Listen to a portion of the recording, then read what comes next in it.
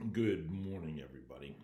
David Brewery here on day 7,000 of the coronavirus, whatever it is.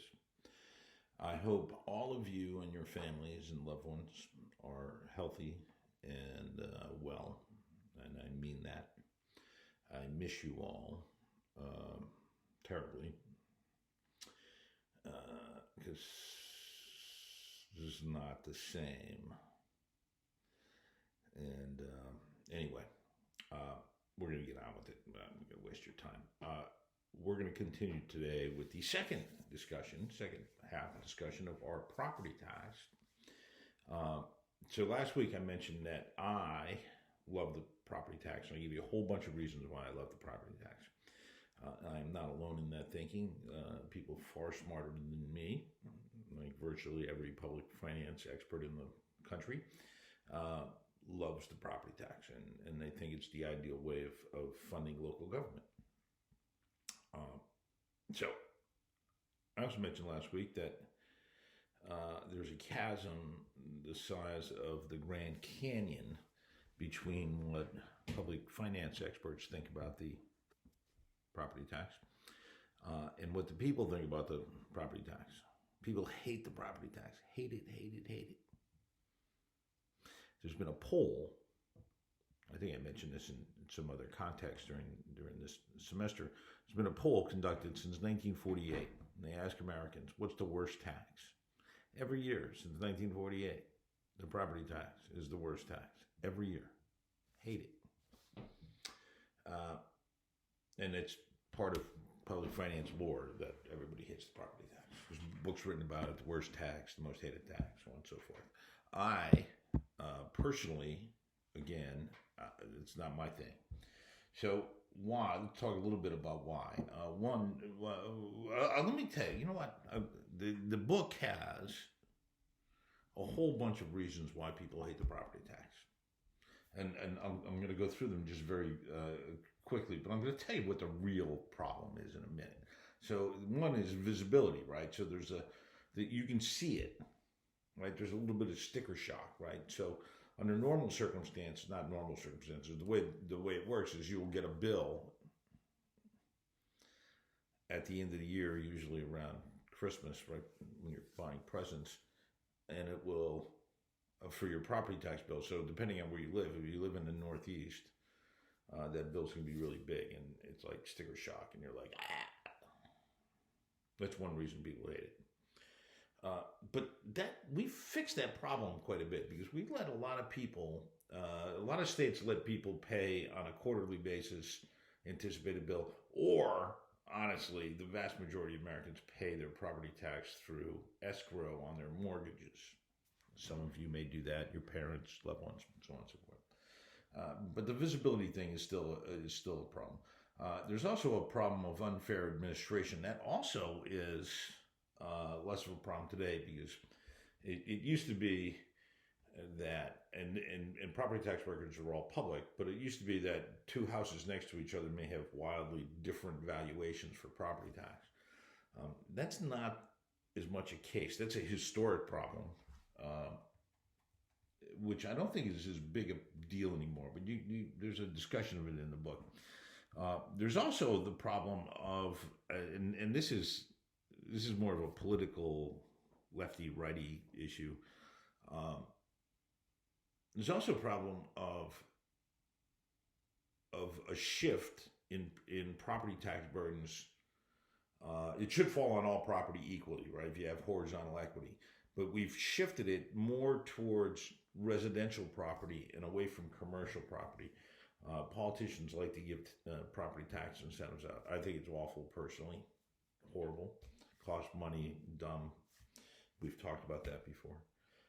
But it has shifted the cost and makes property taxes higher on residential property.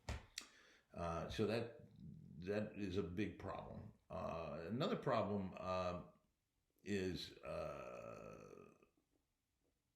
that shifts the burden is exempt organizations and exempt property. So lots of places, particularly cities, have lots of their property exempt from tax, which makes the property tax on residential property in particular higher. So if you think about GW, or you think about Washington, D.C., if you think about Washington, D.C., think about the property values held by GW, Georgetown, Howard, AU, and Catholic. Just take those five. Forget churches and other nonprofits. Just take those five universities. They own billions of dollars of real estate, and they're not taxed on it, which means that if you're a property owner in D.C., you're paying higher taxes. We can talk about that for years. It's a terrible. I'm not a fan of property tax exemptions, but I will tell you the universities are. So what's the consequence of and we're going to talk about two other things in a minute. We're going to talk about school finance in a minute too. So here's what happens. The real reason people hate the tax is you're sitting on your couch and your property tax goes up every year, and you're not really doing anything. You're just sitting there, and your property tax goes up. Everything else we do needs a trigger, right? You have to buy stuff to pay sales tax. You have to earn money to pay income tax. You have to die to pay estate tax. You have to smoke to pay excise taxes or drive.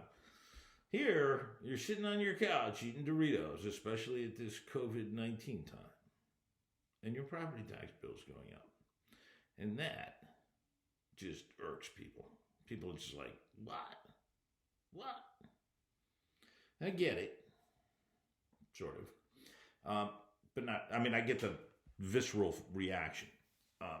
What people don't realize is that the property tax actually is the best way to pay for local government. So anyway, people hate this tax. And well, the consequences of that, there's all kinds of things that happen because people hate the property tax. One, you've had the property tax revolts, really starting in the 1970s with Proposition 13, then going through the 80s into the 2000s, really, which resulted in about 44 states having. My phone is ringing on my daughter's computer. I have to apologize if you can hear that. Sorry about that. Now it stopped. 44 states have pretty significant property tax limits, either rates or assessment limits. That's rare, but most have rate limits. Many have supermajority requirements that you need to vote of the people before you can raise property taxes. So there's lots of that, and 44 states have that. I think it's terrible. I mean, it's democratic in the sense that people put this in, but then it makes raising property taxes when you need to harder, much harder. In some cases, like California, impossible, right? There's constitutional limits on both the amount the assessment can go up and what the rate is. So what you end up doing is spending less on local government, and particularly schools, than people want or are willing to pay for. And the other thing is it shifts all the burden to the state, centralizes it. And we talked about this before. What happens when you do that? It's actually nothing good happens when you do that. By the way, that's my, it's not my dog. It's a picture I bought for my wife's office that I'm in right now. Anyway, that's just a little break from all of this. So you have the tax limitations. You can read about those. Very, very easy to find, and you should. I'm not a fan. I'm not a fan of anything that limits the property tax.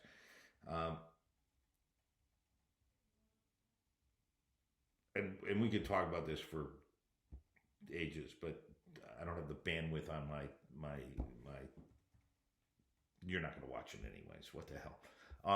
The other thing that happens is we have all kinds of programs in place to provide property tax relief, right? So we have homestead exemptions, and we say, hey, the first $5,000, $10,000, $20,000 of value will be exempt from tax, and like 39 states or so have those. You can look up the exact number, and they're fine, except they're very small. Like I think Alabama's homestead exemption is $5,000. So the first $5,000 of value is exempt from tax, but it doesn't really matter. There are also, and this is better because those aren't very targeted, right? Everybody gets the tax break. There's also circuit breakers, and circuit breakers are actually a much more um, sound way to provide property tax relief because they're tied to income. So what circuit breakers do, and again, 30 some states have these in at some level, is your property tax bill can't be more than a certain percentage of your income. And that targets the relief to people who really need it. Now, to me, if you're going to limit the property tax, which I don't like, you should do it according to need. You should target it. That's the Bernori rule. There's a couple of other things like deferral programs that are aimed at old people, right? Because the whole thing about property tax too is we don't want grandma being kicked out of her house because she can't pay her property tax. That's always what people whine about and complain about. Oh, grandma's going to get kicked out of her house. She can't pay her property tax, even though that almost never happens. But put that aside. So there's about 6 or 7 states that have a program. We started in Massachusetts. 6 or 7 states have this program where you can defer it. You turn 62 or 65, whatever the age is in a particular state, and your property taxes don't go up. They get escrowed, right? So if your property taxes go up $200 in a year, you don't pay that $200. You owe it when you get rid of the house, when you sell the house or die or whatever happens. So theoretically, at least, you're never going to get kicked out of your house because your property taxes are going up. So that's a nice thing, except nobody uses it. You have to actually apply to use it. And old people don't like it because it puts a lien on your house, right? It's debt, and old people tend to be debt adverse. Children of old people tend not to like it either because it's like, wow, when Ma dies and I have to sell the house, I'm going to have to pay those back property taxes. Anyway, it's not a bad idea. It's just nobody uses the damn things. Let's talk about, for a minute, the other big issue that comes up with property taxes, which has really hurt the property tax a lot, and that is school finance. As I have said before, and I think we've discussed before, schools have traditionally been run and funded by local governments, right? K through 12 schools have traditionally been funded and politically run by local governments and funded through the property tax. That is the way it's happened for most of the history of the Republic. So, there's a problem with that. And I recognize there's a problem with it. And the problem is this. If you're in California, actually Virginia is a better example. If you're in Virginia and you are in Fairfax County, where property taxes are very high, the schools can raise a boatload of money from property taxes at actually relatively low rates and buy a lot of stuff. If you're in Southwest Virginia, if you're down on the Tennessee border, down around Roanoke, where it's much more economically depressed and there's not a lot of money, property values are very low. So who spends more money on their schools?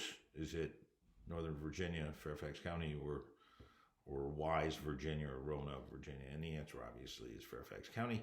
They have a lot more money for their folks, so they spend more money on teachers and facilities and books and athletics and all that other good stuff. So there's a problem with that because most states have, not a federal thing, it's a state thing. Most states have in their constitutions an equal access to education requirement, right? That everybody's supposed to be guaranteed more or less the same level of education. Well, if you are in the poor area of the state versus the rich area of the state, you're not going to get the same education dollars. And that's pretty clear. So what happened many years ago, starting in California in 1971 or 2, in a case called Serrano versus Priest, if you want to look it up, people sued and they said, hey, we're in the poor neighborhood, in the poor part of the state. We're not getting the same money. And the Supreme Court of California, and this has happened in 19 other states, Supreme Court of California said, okay, I can't use property tax to fund schools anymore. The state has to fund the schools, and they have to come up with some kind of equalization formula to fund the schools. Well, that killed the property tax in a bunch of states. It killed it in Michigan, it killed it in California, along with Proposition 13, because people hated the property tax to begin with. And then when you divorce it, when you separate it out from funding education, which they would grudgingly pay for, I'll pay property tax for good schools, maybe. But if I'm not going to pay, if the property tax is not paid for good schools, then I hate your tax forever. So there's a problem with that, though. I'm all for equal education, right? I'm actually a fan of. I'm a public school fan and a product of public school. So I want to equalize it. I'm okay with paying poor school districts more money so they can get better education for their kids, because otherwise you're going to penalize a kid based on where he or she was born. Right? If you're born in the poor part of the state, you're screwed from the education part. Okay, you guys get that because you're smart and smarter than me. So then, here's what happens: we go up. Here's what the problem is. The way that schools did it is they said, oh, okay, you can't spend more money, more of your own money. We're going to level it all off. And so what they ended up doing is leveling it down, right? They said, okay, here's what the average should be and here's what the state's going to be. So the richer school districts ended up paying less money, being able to spend less money on their schools than they were before. Now, the poor school districts got a break. They got a boost. But the richer school districts actually were penalized, and I'm not sure that's a good idea either. I mean, I'm a localism fan, so I think that if a rich community wants to spend more money on their kids, knock yourself out. I mean, seriously, knock yourself out. And so I think a lot of the formulas are not very fair to rich people. And really what they should have done, and I'm okay with this, and I think this is what all states should do. In fact, Virginia doesn't have one of these school finance litigation problems. And what Virginia does is what I think all states should do, and that is figure out what the base spending should be, and then find the school districts that are below that and subsidize them. Right? Don't worry about Fairfax County or Alexandria or Falls Church or any of the wealthier places in Northern Virginia. Worry about those poorer communities and give them money. That's what I would do. And I think that's the smart way to do it. Okay. I'm not sure I'm going to talk about anything else. The rest of it is in the book. And here's a couple of things, just a couple of house cleaning, not that anybody's going to be watching it after 18 minutes. One, be well, be safe.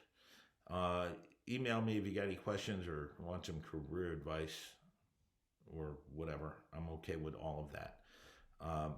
I miss you. If you're not graduating, take my classes next fall. Doing ad law and federalism. Federalism, yeah, anyway. I miss you. I'm signing off now because I'm tired. And I've been on this thing for 18 minutes and 55. I'm going to go to 19 minutes. 57, 58, 59. Boom. Oh, now I'm 1901.